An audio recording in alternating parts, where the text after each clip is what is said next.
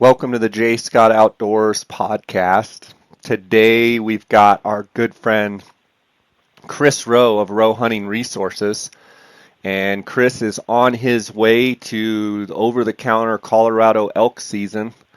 Going to kick off here in a few days. Chris, I'm anxious to have you on. We've got a lot to talk about today. How you doing? Doing all right. How you been? Oh, doing great. Got back from that goat hunt, and we're here in Colorado for probably another 10 days till about the 1st of September, and might get a day or two of fishing in, but kind of getting ready to move on to the next adventure up in Wyoming, and thought it would be a great time to get you on to talk about a bunch of elk stuff. I know you're on your way traveling right now to Colorado. How many seasons in a row does this make for you hunting over-the-counter units in Colorado? I think 24. So 3 seasons. Yeah, I mean I've hunted Colorado OTC since mid-90s, but I've had 2 hunts that I can recall that I drew a tag on for a limited entry. So everything else is over the counter. So the last limited entry unit I hunted it was 2014. So Gotcha. So over the counter Colorado elk 2017. Can you talk a little bit about where you're going? Obviously not specifically where you're going, but why you GPS coordinates are here. Yeah, why you've chosen what you've chosen, and maybe how it might differ from years past, or kind of what your game plan is. I know you've got some family coming in, so how does this year, how is it different, so to speak, than maybe if you were just hunting on your own? Well, if I was going just by myself, I probably would have gone straight up to my high country camp to start, just to check it out. Now, people that have listened to us or watched some of my videos or whatever in the past know that the high country camp used to be good. It's above timberline, all alpine peaks, that kind of stuff. However, the elk movement up there has changed, and unfortunately, it's public land, so it is what it is. But unfortunately for me, it's been discovered. And so there's other guys that are in there now and hunt it, so they end up bumping the elk out usually. So the high country camp is not what it used to be, but I still, if I'm by myself, I'll go scout and I'll run up there and poke in and go ask and see if there's anything decent in there. And if there is, great, I'll stay. If not, then I'll bail. But I would probably hunt higher elevation. But yeah, you're right. This year I've got family members that I've got an uncle and his son, a 15-year-old son, that are coming out. Now, Tom, my uncle, he's hunted with me before, probably almost 15 years ago. He didn't get an elk, but we had a good time. But he wants to have his son take his son on his first elk hunt. So they're coming out, and I'm going to take them out, and we're going to hunt all 3 of us together. But because of that, I think we're going to change strategy. We're going to go hunt some low elevation stuff to start, and then see how we do, see if we get an elk, and if we need to. It's kind of a centrally located area in southern Colorado that it gives us plenty of opportunities to branch out from there. Kelly, if we get into the trailhead and get into camp and it looks like elk are around and there's not a lot of people, Kelly may actually pack up the horses and come and join us in camp with the horses like we used to do. But if not, or we need to be a little bit more mobile, this is an area here that I can use the ATV. So yeah, I've got the camper, I've got the ATV. I'm bringing the whole kitchen sink with me and going to a spot to start where it's thick, it's lower elevation. I know there's a pile of elk in there. I don't know what size-wise. For me, we've talked about before, I kind of limit myself. I try to find those 4-year-old bulls or better. But these other 2, if it's a legal bull, if it's a 4x4 or small 5x5, it's dead. So I think we're going to go to a spot where we can stage into some of these lower valleys. We know that the cow-calf groups are probably going to be up higher, up in the grass, in the tundra, alpine areas higher. But I know that's where a lot of other guys are going to go. And so I'm hoping, because we know that the bulls have summered in this area, we know that the cows are up above, we know that there's other hunters going to be piling in up above. I'm hoping that that activity, if we get a lot of activity early, it'll push some elk back down into those valleys, and we should be able to capitalize. I'm hoping on even some younger age bulls, younger age class bulls to start. I mean, there's a potential for some really good bulls to be in there, but regardless, we're going to start there, see what we can do, and then just be flexible and play it by ear. If we need to move, we'll move. If we get into elk every day, or it seems promising, we'll stay. Sounds good. Well, I wish you guys the best of luck up there. I want to kind of do a recap or a revisit, if you will, of our episode number 315, Real Elk Sounds, because it sounds like you have actually came up with some more, you've come to some more conclusions after further review, and was wondering if you would share that with me and the listeners. And I would encourage the listeners, if you haven't listened to episode, I believe, 314 and 315, to do so. I've had really good feedback off those two episodes with you, Chris. But specifically, we're talking about 315. If you could kind of walk us through what you found to be different than what you thought before. Yeah, and we've talked about it repeatedly, and this is why I do the reason why I put together Roe Hunting Resources the way I have is because, again, anybody can slap the gums at you, myself included. I'm not casting stones. If I'm casting stones, I'm throwing them at myself too. I mean, anybody can slap their gums at you, but it's only when you really sit and you just study and you watch, especially video. Sit and watch the animals and revisit and try to pick stuff apart that you really get a better understanding of what's going on. And here is a perfect example of what I talk about, of why you just cannot trust your initial impression on an event, whether it's you're hunting and you see a bull do this, or you're hunting and a cow does X, Y, Z, or whatever, and you go, oh, I saw this, I see that, I perceive this, so it must be that, and you just take it and run with it. So many times, our initial impressions are not even close. I mean, even if they're close, they're not accurate. And that's literally what happened on that one. 350, we had that cow.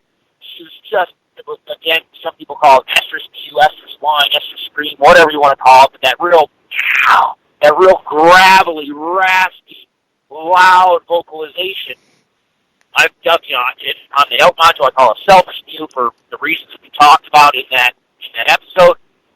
But my initial impression, I never saw her with a calf. I was there for the week. I never saw her with a calf.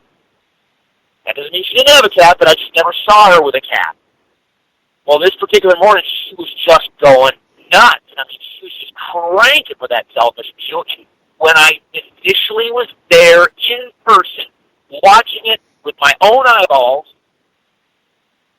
I thought she was just really, maybe like an older, more dominant cow that was just trying to keep the main body of the group together. It seemed like the large group of cows and calves split up. A large body of cows that went one way. There was a bunch of, handful of stragglers lagging behind, and she was going back and forth between, just calling, just cranking it. Well, yeah, that was wrong. I mean, yes, she was cranking it. Yes, she was trying to keep, she was trying to make contact with somebody, but it wasn't until I was able to put that video on the computer and sit there and watch it, but holy moly, wait a minute. No, she has a full bag. She has a full udder. And it's a large, full udder.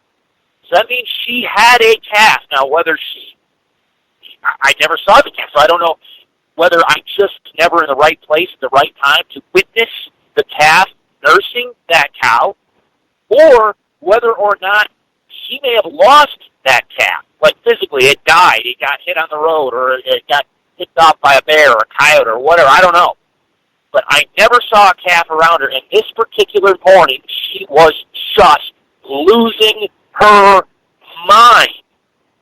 And if you go back and you watch the video, no, she's not paying attention to the adults like I thought. It's not until you sit there and you listen to the audio more closely, she is keying in on, very acutely keying in on any and every calf vocalization that pipes up, whether near or distant.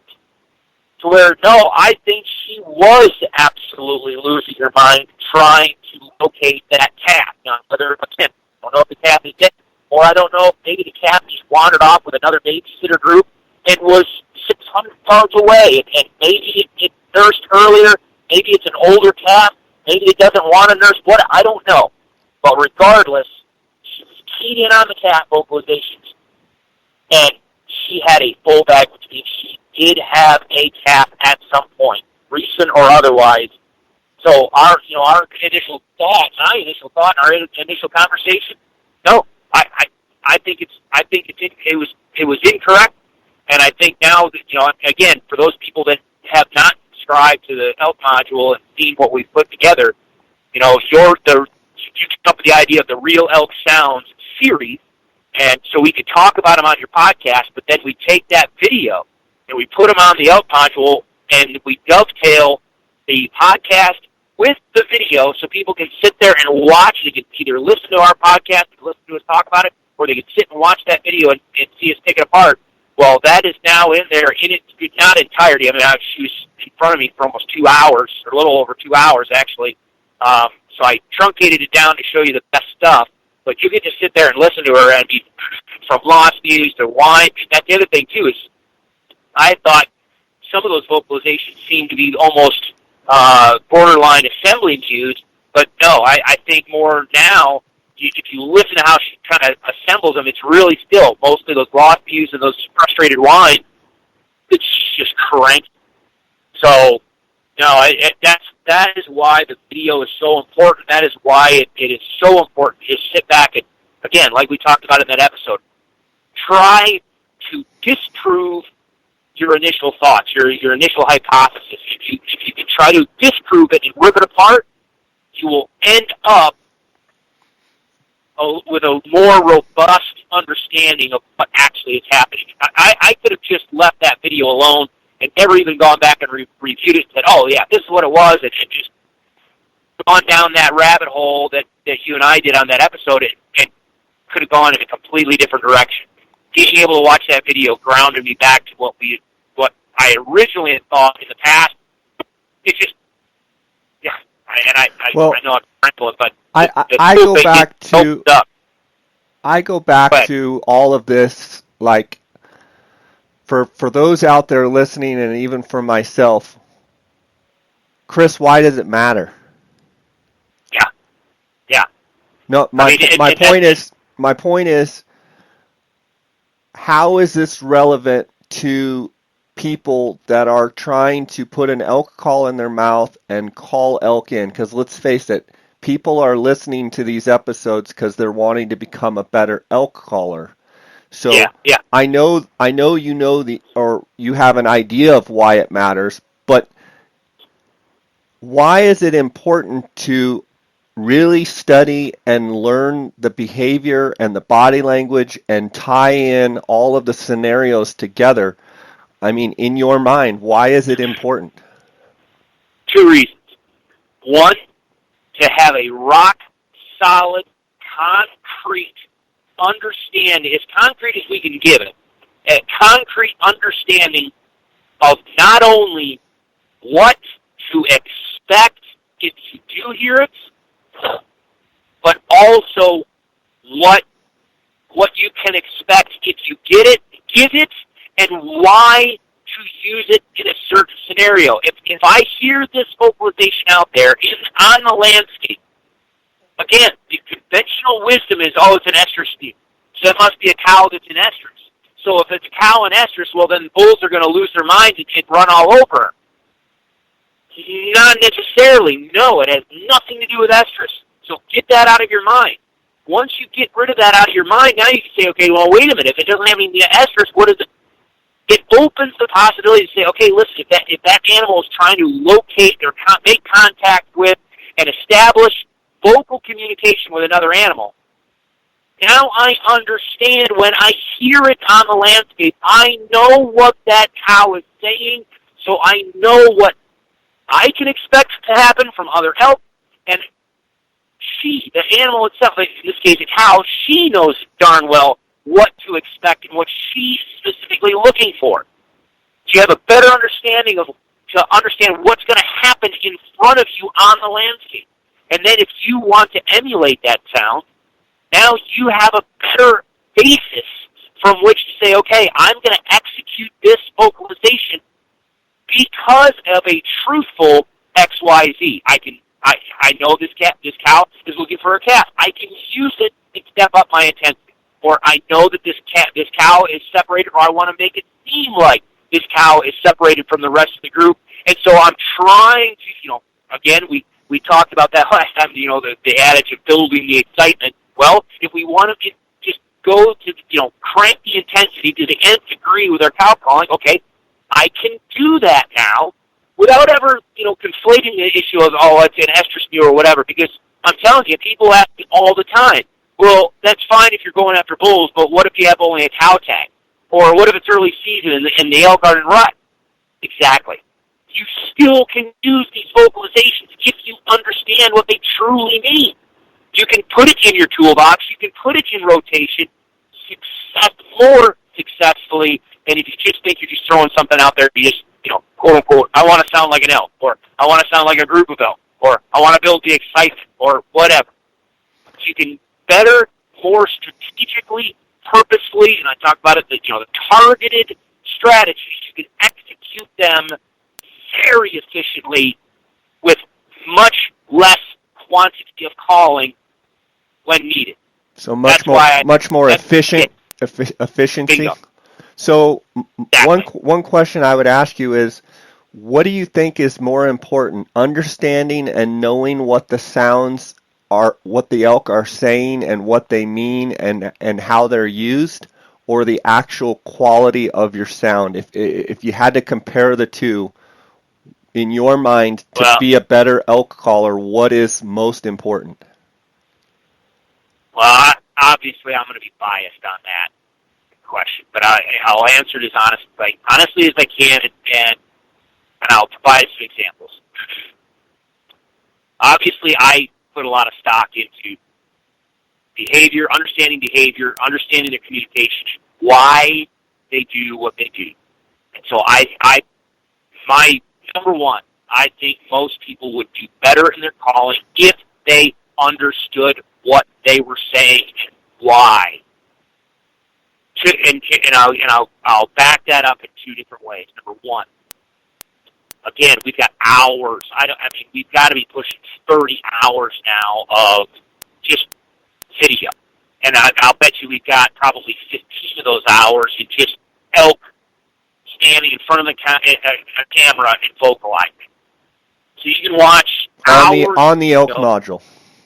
Yes, on the elk module between the gallery, where it's just elk doing elk things and talking, between the gallery and the Real Elk Sounds episodes. There's hours of elk vocalizing, standing there in front of the camera, talking. Okay, and I help provide commentary on what's going on, all that. But if you want to sit and practice, that's where you go. If you sit and watch that, and I think you raised a question this a while back, and if not, I apologize. I know it was on our forum. Somebody asked me, do you think it's realistic to throw a cow call through a bugle tube? And I used to say no. I didn't like it. I thought it changed the tonal quality. I didn't think it made a realistic sound. Well, the one thing that you will learn, the more you study, the more you learn that you don't. The less you know. The less you know. Yeah. So if you sit there and you watch hours of vocalizations in the gallery and in the Real Elk Sounds, you'll hear there are times when those cows vocalize, and if you were to reproduce their sound, there's no way you could do it without sending that vocalization through run tube, a bugle tube. Likewise, there are times where, you and I, you did a great job on through your Instagram and Facebook, testing out different calls, different cow calls from different manufacturers. And I do the same thing on the elk module. Some cow calls sound better than the others to our ears. But there are times when you can sit there and listen. You can look at a cow standing in the front of the camera, and you're like, wow, her vocalization kind of sounds horrible to what we normally would associate a clean, nasally cow call to be. But you can't argue it. It's her. She's standing there. She's doing it. That's her voice. To where people can use, from regular bite blow style cow calls to, the cow calls you squeeze with your finger and blow. There's so many different cow calls out there. You and I have our preferences, but there are so many different cow calls out there that have a different vocal signature that, seriously, there's cows out there on the field that sound like that. So I think if a person says, well, I want to sound good, I want to have high quality sound, that's important. But I think the execution of the structure of, if you're going to do a lost cue, it needs to be structured a certain way. To hold or emphasize that high note, come off the low note very quickly. The structure of that call is what defines whether it is a lost mew or whether it's an assembly mew or whether it's a whine. It's a specific structure. And I don't care if you use Steve Chappell Matriarch. I don't care if you use a Primos Hyperlip Double. I don't care if you use a Carlton Spidey cow call. They're all going to sound differently, but you can still build the structure of the vocalization consistently and across the board every single time you do that, regardless of the cow call you use. It is going to convey the message it's a lost view, which is going to carry the connotation, I want to, blah, blah, blah. Find, locate someone, establish contact, blah, blah, blah.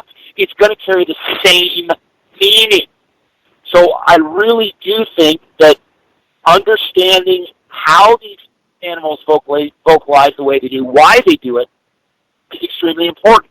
The second, I guess, proof, if you will, is all of our members, our subscribers. You can get on there and you can get, whether it's the forums or, all the testimonials we get, there's a lot of people out there that are good technical callers that can make great sound. They just absolutely know how to run a mouth diaphragm. They know how to run an open breed style call. They can bugle better than I can.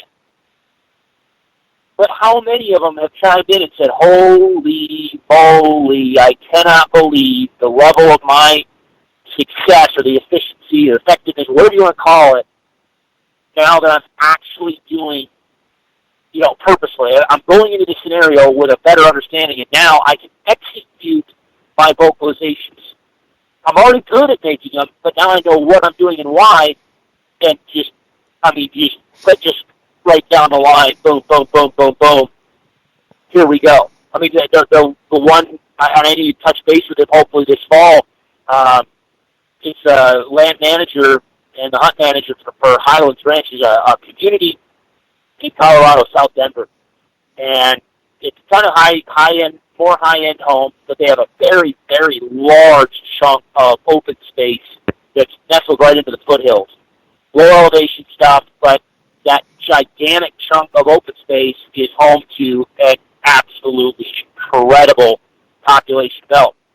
And they allow limited entry type hunts. If you live in that community, in the surrounding areas, whatever, you can apply to hunt in there, and if you get the license from the GOW and you get their little permission slip, you can hunt in there.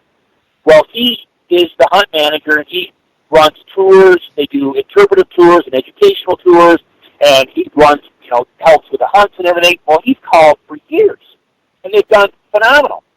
Well, over the past week, he's been a subscriber, and he just, it was a 3-paragraph, just huge long email. He's like, this stuff works.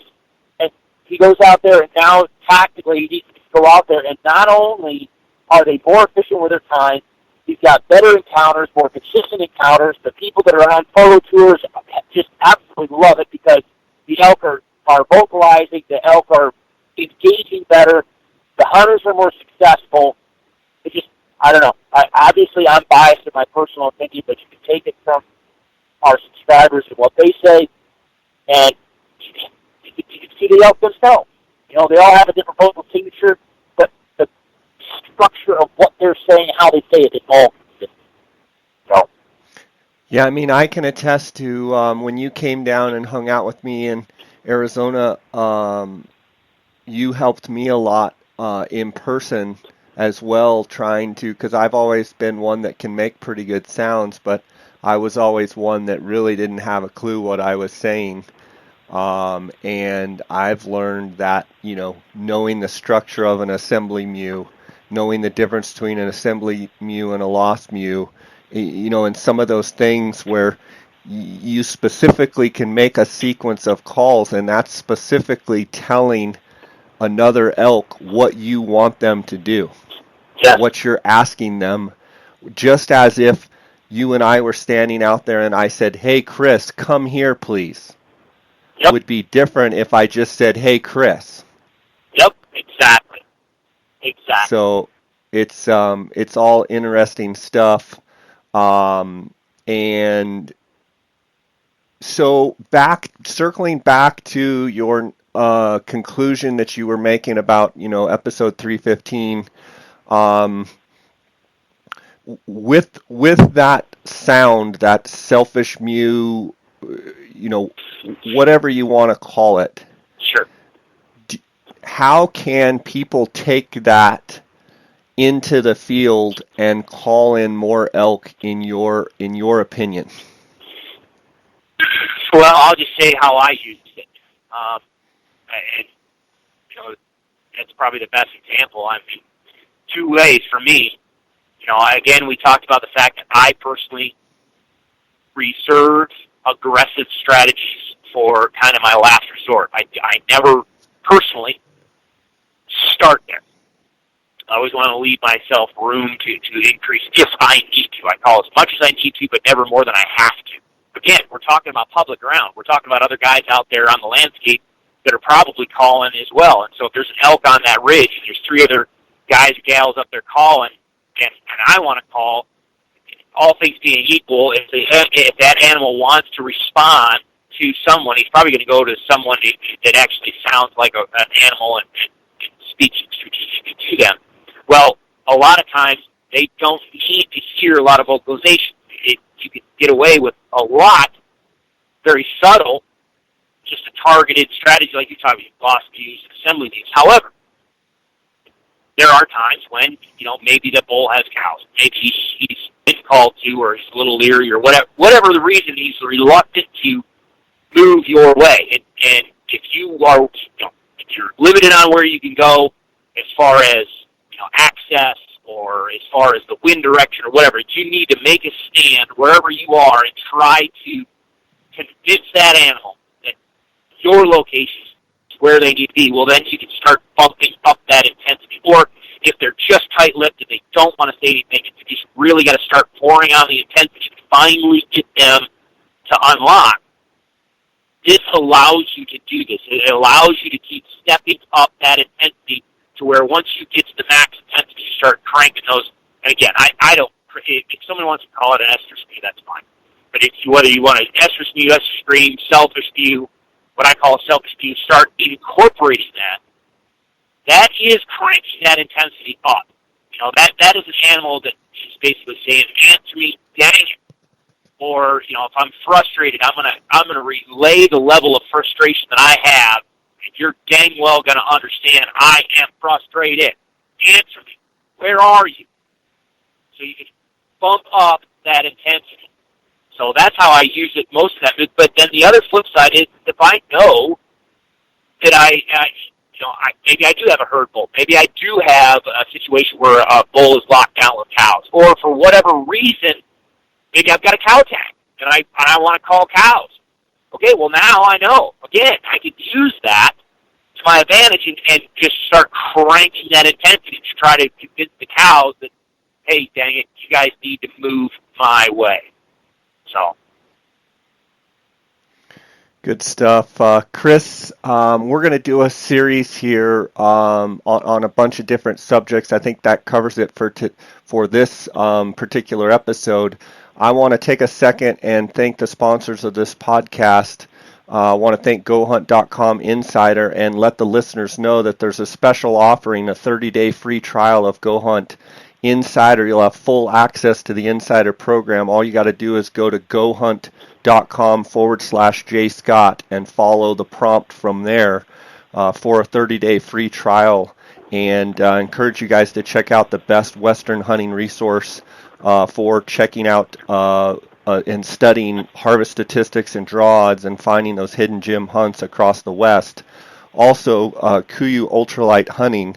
And I want to remind the listeners that the Kuyu Mobile Showroom is traveling around the country, and every piece of Kuyu gear is in the truck, every size, so you can try on and touch it and feel it, all the different gear. And they are going to be in Dallas, Texas, starting today, August 24th, 25th, and 26th, then Houston, then Lubbock, Albuquerque, Grand Junction, Salt Lake City, Cedar City, Las Vegas, Phoenix, San Diego, Los Angeles, and then finishing up November 9th in Reno.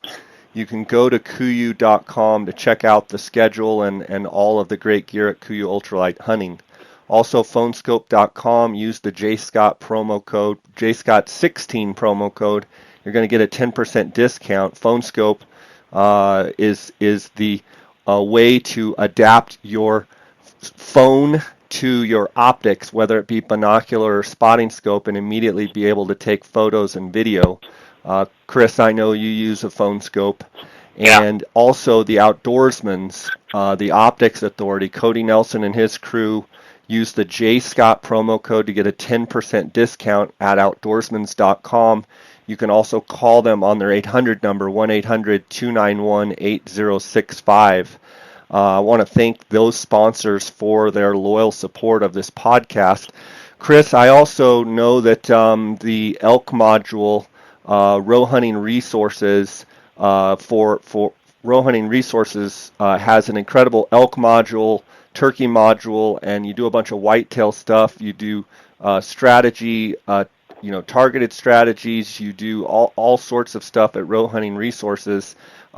We let me and the listeners know how they can find you, as well as they can look in the show notes to rehash what Chris is about to tell you. Yeah, absolutely. All of our stuff is just on Roe Hunting Resources, so it's ROE Hunting Resources. The website's rowhuntingresources.com. The elk module is there. Right at the top, you can subscribe if you want to see that stuff. And it's not too late. I mean, we've got an option for people, I know season is like right here, right now. That's okay. You can do a 3-month subscription, and you'll have it through the season, and then you'll have it for after when you get back, and you can kind of go through all those things that you experienced through your season and compare it and just kind of learn better from it that way. But yeah, anybody that wants to subscribe, new subscribers, that just type in there at the end when you check out, it'll have a coupon code. Just type in J Scott Podcast. It'll knock 20% off. But Instagram, Facebook, Twitter. I'm not on Twitter quite that much, but Instagram and Facebook, both with Roe Hunting Resources. We've got our YouTube channel that's got a whole bunch of stuff on it. So anywhere you want to find it, just Roe, ROE, Hunting Resources, and that should get us to it. Good. I'm looking forward to the next episode. We're going to talk about, I know you've had a bunch of questions come in with this solar eclipse, and if that's going to make the elk behave any differently. And you've also been getting reports of lots of bugling and guys wondering if it's going to be an early rut. So, Chris, drive safe, and I look forward to the next episode. Absolutely. Thanks, man.